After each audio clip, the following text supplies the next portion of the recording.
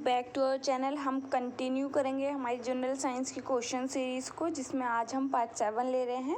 और जो क्वेश्चन का सोर्स है वो है आपकी लुसेंट बुक और प्लस एनसीईआरटी। बहुत सारे क्वेश्चन हैं जो मैंने एनसीईआरटी बेस लिए हैं। तो देखिए, अगर आप किसी भी कॉम्पिटिटिव एग्ज़ाम की प्रिपरेशन कर रहे हैं तो आपको पता है कि लुसेंट आपको कितना ज़्यादा हेल्प करती है। ये चीज़ मुझे बताने की ज़रूरत नहीं है। तो अगर आप चैनल पर नए हैं तो इस तरह की वीडियो के लिए चैनल को सब्सक्राइब कर लीजिए, दूसरों के साथ शेयर और वीडियो को लाइक करना ना भूलें। चलिए फिर शुरू करते हैं आज का वीडियो। फर्स्ट क्वेश्चन देखिए आपकी स्क्रीन पर। फर्स्ट है, विषाणुओं में होता है वायरस। विषाणु जो होते हैं वायरस, देखिए ये क्या होते हैं, आकोशिकीय होते हैं, मतलब इनमें कोशिका नहीं होती है। फिर भी इनमें क्या है, कुछ जीवित प्रॉपर्टीज पाई जाती हैं, ना ही इनमें प्रोटोप्लाज्म होता है। लेकिन जब ये किसी जीवित कोशिका के संपर्क में आते हैं, उसके अंदर जाते हैं, अपना गुणन कर सकते हैं, ये वहाँ पर अपने नंबर को बढ़ा सकते हैं। हम देख सकते हैं कि अभी हम जिस पैंडमिक से बाहर निकले हैं वो कोरोना थी, और कोरोना ने क्या किया, बहुत सारे लोगों की जान ली उनके अंदर, क्योंकि ये क्या करता है, अपने नंबर को मल्टीप्लाई कर देता है। पूरे जो अंदर का सिस्टम होता है, ऑर्गन सिस्टम, उस पर एक तरीके से कब्जा कर लेता है, उन्हें उनका वर्क नहीं करने देता। ठीक है, तो विषाणु जो होते हैं, अगर हम वायरस को देखें तो देखिए 2-3 चीज़ें याद रख लीजिए। इसकी खोज इवानोवस्की ने की थी, और क्या है, इसको सबसे पहले किसमें देखे गया था, वो स्टडी कर रहे थे टीएमवी, मतलब टोबैको मोज़ेक वायरस जो है, उसी में विषाणुओं को देखा। और आपने ध्यान रखना है कि विषाणु जो होते हैं उनमें न्यूक्लिक एसिड और वो प्रोटीन के बने कण होते हैं, जिसमें अगर हम देखें तो 94% आपका प्रोटीन ही होता है। जो बाहर जो कवर होता है उसके अंदर न्यूक्लिक एसिड होता है, वो 6% ही होता है। और एक चीज़ हमेशा ध्यान रखनी है, कोई भी वायरस होगा या तो सिर्फ उसमें आरएनए ही होगा या डीएनए ही होगा, दोनों एक साथ नहीं पाए जाते। तो ध्यान रखना है, ये क्या होते हैं वायरस, न्यूक्लियो प्रोटीन होते हैं। ठीक है, तो अब देखिए, अगर हम देखें विषाणुओं में होता है, यहाँ पर तो ऑप्शन ही नहीं है। अच्छा, तो आपने बस इतना ध्यान रखना है, ये शायद मिसप्रिंट हुआ है, दूसरे क्वेश्चन का है। तो यहाँ पे आपने ध्यान रखना है, ऑप्शन में आप देखेंगे या तो डीएनए ही होगा या फिर आरएनए ही होगा, दोनों कभी भी एक साथ नहीं होते हैं। ठीक है, नेक्स्ट क्वेश्चन को देखिए। निम्नलिखित में से सर्वप्रथम किस वायरस की खोज की थी। तो देखिए, किसने वायरस की खोज की थी, यहाँ पर क्या होगा, ये किसने वायरस की खोज की थी। तो अभी मैंने आपको बताया, इवानोवस्की जो है उन्होंने 1892 में क्या की थी, वायरस की खोज की थी। नेक्स्ट क्वेश्चन देखिए, निम्नलिखित में से सर्वप्रथम किस वायरस की खोज हुई थी। तो अभी आपको बताया गया टीएमवी, मतलब टोबैको मोज़ेक वायरस, तंबाकू की पत्तियों में जो टोबैको मोज़ेक जो होता है उसकी पत्तियों में, तो उससे क्या है, उसकी खोज हुई थी। इन्होंने उसकी सर्च करते हुए भी वायरस की खोज की थी। तो टीएमवी की फुल फॉर्म क्या होती है, टोबैको मोज़ेक वायरस।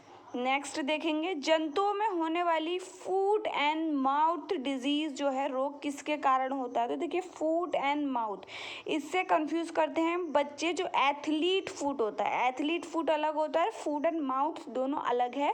तो देखिए, एथलीट फूट जो होता है वो आपकी फंजाई से होता है, कवक से होता है, लेकिन फूट एंड माउथ जो है वो आपका विषाणु से होता है, मतलब कि आपका वायरस से होता है। नेक्स्ट देखिए, इबोला क्या है। तो इबोला भी अगर हम देखें तो वो क्या है, वायरस की कैटेगरी। देखिए, बहुत सारे सूक्ष्म जीव जो हैं जो बीमारी करते हैं, जो आपके पैथोजेनिक होते हैं, जैसे कि अगर हम देखें तो उसमें विषाणु भी होता है, प्रोटोजोआ भी होता है, कवक भी होता है, और आपका एस्केलेमिंथीज वर्म्स जो होते हैं, हेलमिंथीज, ये सारे जो होते हैं ये सूक्ष्म जीव बीमारियां पैदा करने वाले कारक होते हैं, जिसको पैथोजन बोलते हैं। ठीक है, तो इबोला क्या है, एक वायरस की कैटेगरी है। नेक्स्ट क्वेश्चन देखिए, द्रव्यमान संख्या किसका योग है। द्रव्यमान संख्या मतलब एटॉमिक मास। तो देखिए, केमिस्ट्री का आपका क्वेश्चन है, बहुत ही सिंपल क्वेश्चन है। अगर आप देखेंगे, आपने एटॉमिक स्ट्रक्चर को पढ़ा होगा 11th क्लास के, 9th-10th में भी है, आपने इसको पढ़ा होगा। तो देखिए, द्रव्यमान संख्या जो होती है वो उसमें होता है आपका